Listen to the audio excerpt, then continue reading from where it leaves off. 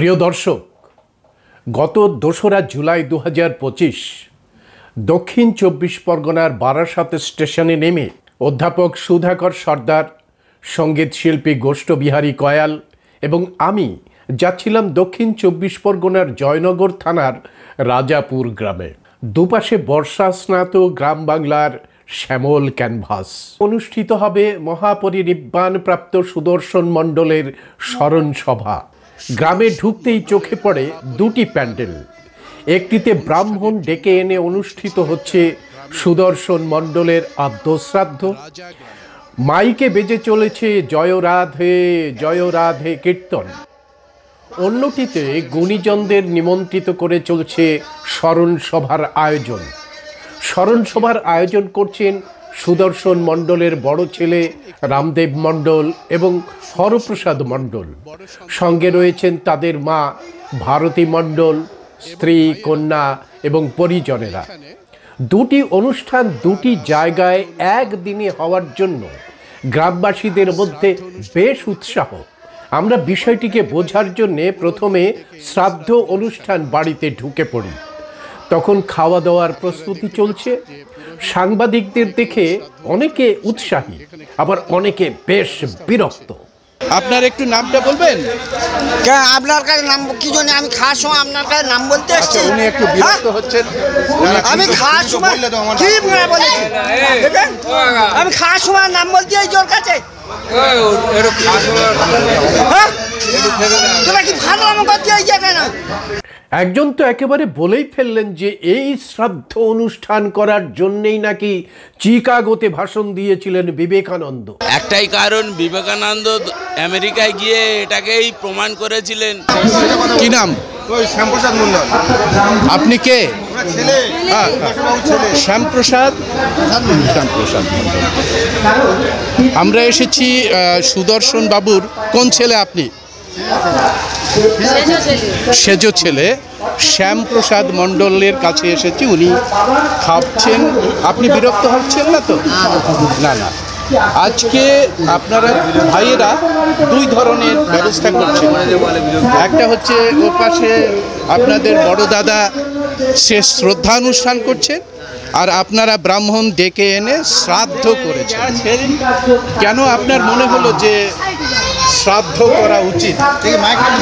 হ্যাঁ, আমাদের নিজের মনে থেকে যেটা আমরা ভালো বুঝেছি সেটা আমাদের মতো আমরা করেছি। বাবা মার একটাই কথা বলবো, বাবা মার প্রতি যদি শ্রদ্ধা থাকে তাহলে মাইক্রোফোন নিয়ে বলতে হবে না।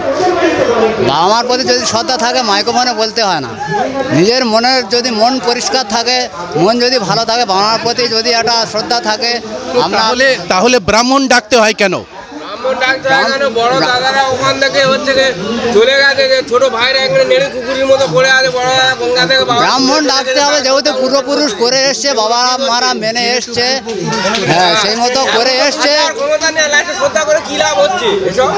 সেই মতো বাবা মার কথা রেখে, যেহেতু বাবা মা আমাদের বলে গেছে যে এইভাবে করে যাস, যে যা পারে তোরা এইভাবে করে যাস, সেই মতো আমরা বাবা মার কথা রেখে শ্রাদ্ধ করার জন্য বলে গেছে। হ্যাঁ, আমাদের কাছে শ্রাদ্ধ করার কথা বলে গেছে। অন্যদিকে সকাল 11টায় প্রদীপ জ্বালিয়ে শ্রদ্ধা ও স্মরণ সভার উদ্বোধন করলেন পরিনিব্বাণপ্রাপ্ত সুদর্শন মণ্ডলের স্ত্রী ভারতী মণ্ডল। মহাজাগতিক পরম্পরা মেনে অনুষ্ঠানের সূচনা করলেন শিক্ষক মৃত্যুঞ্জয় সর্দার। শান্তি থাকে। আপনারা যারা উপস্থিত আছেন, আপনাদের সকলের কাছে করজোড়ে নিবেদন, আপনারা মনে মনে কিংবা আপনারা বাড়িতে গিয়ে সেই প্রকৃতিগত বন্দনাটুকু সমাপ্তি করবেন। এখন আমরা প্রবেশ করব এই বাংলার মাটিতে, যাদের মনে হচ্ছে আমরা কিছু কয়েকজন মানুষ এই প্রথাটা হঠাৎ করে নতুন করে আনছি, তাদের কাছে করজোড়ে নিবেদন, আপনারা আপনাদের মূল্যবান সময় থেকে আর কিছুক্ষণ 1 থেকে 1.5 ঘন্টা দিন। আমরা আপনাদের কাছে প্রমাণ করার সুযোগ তুলে দেব এটি আমাদের রক্তধারায় সেই সনাতন পদ্ধতিতে 50-60 হাজার বছর আগে থেকে চলে আসা এই চির শাশ্বত সনাতন রীতি যে রীতির মধ্য দিয়ে আমাদের পূর্বজনেরা প্রয়াত পিতামাতাকে শ্রদ্ধা নিবেদন করতেন, কিন্তু আজকে যারা আমাদের সেই আসল আচরণ, নিজের আচরণকে ভুলিয়ে দিয়ে অন্য পথে চালিত করতে বাধ্য করেছেন, আমাদের যে ভাই, কাকা, দাদা, জ্যাঠা যারা আজকের ওই শ্রাদ্ধ নামক কাজটা করছেন, তাদের প্রতি আমাদের বিন্দুমাত্র বিদ্বেষ, রাগ বা কোনো কিছু নেই। পৌরোহিত্য করলেন প্রদীপ বর্মন। উপস্থিত ছিলেন শচীন মণ্ডল, সুদর্শন মণি, কালাচাঁদ নস্কর, রমেন সর্দার, সুদাম হালদার, জগদীশ নস্কর, সুপ্রিয়া হালদার, মিলন সর্দার, সন্দীপ সর্দার ও মুরারি রুইদাস।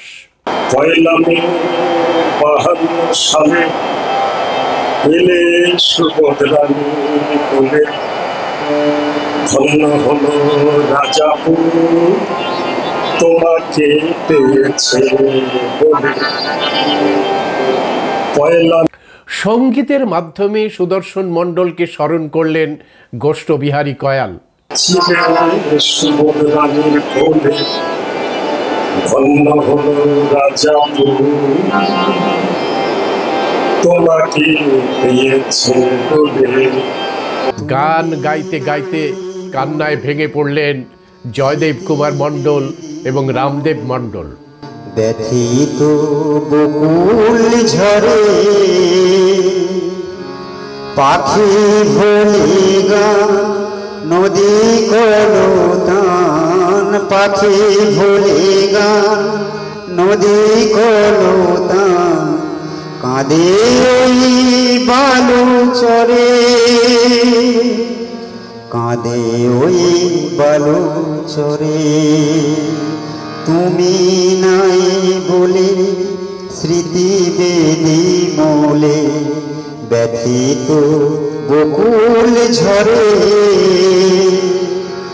পাখি ভোলে গান, নদী কলতান পাখি ভোলে গান, নদী কলতান কাঁদে ওই বালু চরে, কাঁদে ওই বালু চরে।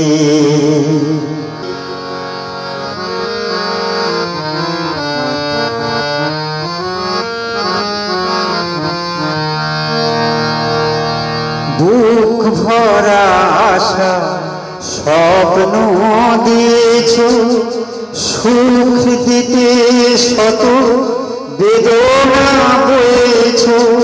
বুক ভরা আশা স্বপ্ন দিয়েছ, সুখ দিতে শত বেদনা বয়েছ।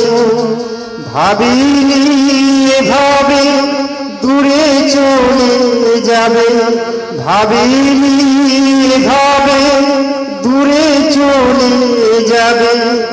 ফিরিবে না আর ঘরে, কাঁদে ওই বালু চরে। তুমি নাই বলে স্মৃতি বেদি মূলে, ব্যথিত বকুল ঝরে পাখি ভোলে গান, নদী কলতান পাখি ভোলে গান, নদী কলতান কাঁদে ওই বালু চরে, কাঁদে ওই বালু চরে, কাঁদে ওই বালু চরে, কাঁদে ওই বালু চরে।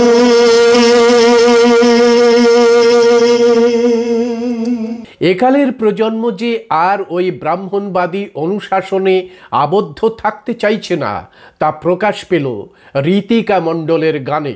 যুগে যুগে শত সঞ্চিত ব্যথা বঞ্চনা মূল নিবাসী নেই যেন বাঁচার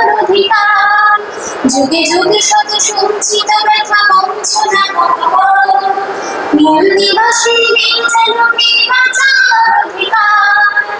অমৃত নয় শুধু করে গেছে করে এসেছে পুরস্কার সর্বশেষে গাইতে জীবনের গান আমৃত করে তাই বুঝিয়েছে কবিতা আর স্বরচিত কবিতা পাঠ করে শোনালেন ভক্তদাস সর্দার। আমি যে কবিতাটি পাঠ করছি, কবিতাটির নাম মানুষের মাঝে স্বর্গ নরক। গঙ্গায় পিণ্ডি, শ্রাদ্ধে পিণ্ডি, পিণ্ডি বাজে শব্দ, ভ্রান্ত প্রথা মানছে মানুষ উপোস করে জব্দ। বেঁচে থাকতে যে মা বাবা বোঝেনি পিণ্ডির সার, মগজ ধোলাই নেবার আশায় পেতেছে শোষণের ভার। রাস্তার ধারে কাকবলির ভাব চলছে নিয়ম দেশে, মরণের পরে খায় মা বাবা কুকুর বিড়াল বেশি। স্বর্গপ্রাপ্তি বলি কথা, মিথ্যা নরকের ভয়। সব স্বর্গপ্রাপ্তি বলি কথা, মিথ্যা নরকের ভয়। সব অপবিত্র দোহাই দিয়ে ভাওতা জগৎময়। যুক্তি দিয়ে বোঝে না মানুষ, সইছে অপমান। করছে শ্রাদ্ধ 3 রকমের নানা জিনিস দান। অন্ন জল ষোড়শ বৃষ, শ্রাদ্ধের নামে ধোকা। ফন্দি এটে করছে কায়েন, দেশের মানুষ বোকা। হাতের আগুন ছাড়াতে হয় 1 বছর পরে, দান দক্ষিণার নামে ফায়দা স্বার্থের ঝুলি ভরে। হাতে যদি থাকতো আগুন, হাতটা যেত পুড়ে। পাপ পুণ্যের সুড়সুড়ি দেয় ধর্মের মোড়কে মুড়ে। দাসের পুত্র দাস হয়ে বয়ে চলেছে ধারা, ভেবে দেখে না জাত ভেদাভেদ আনলো দেশে কারা। মানুষের মাঝে স্বর্গ নরক, কবির সত্য বাণী। মানবতার পথে চললে মানুষ দূর হবে গ্লানি। প্রধান বক্তা হিসেবে উপস্থিত ছিলেন অধ্যাপক সুধাকর সর্দার। শ্রাদ্ধ করে ব্রাহ্মণকে দেবার পরিবর্তে শ্রদ্ধা অনুষ্ঠানটি যে বেশ ভালো লেগেছে তা অকপটে স্বীকার করলেন শ্রাদ্ধ খেতে আসা এই ভদ্রলোক। এইটা ঠিক হচ্ছে, এইটা ব্রাহ্মণ ডেকে এনে ঠিক হচ্ছে না। ব্রাহ্মণ ডেকে এনে এই যে স্বর্গে পাঠানো, সন্নিষ্ঠ বুড়ি হবে। আচ্ছা আচ্ছা, বাংলাদের এক কারি আর নাতিলা গোড়া হতো, ঠিক বলছি কি? আচ্ছা আচ্ছা, বাবার মন্দির বলে ব্যাগ ভর্তি করে নিয়ে চলে যাবে। কি খারাপ বলছি কি? ওখানে ব্যাগ ভর্তি করে নেই, আত্মীয় স্বজন।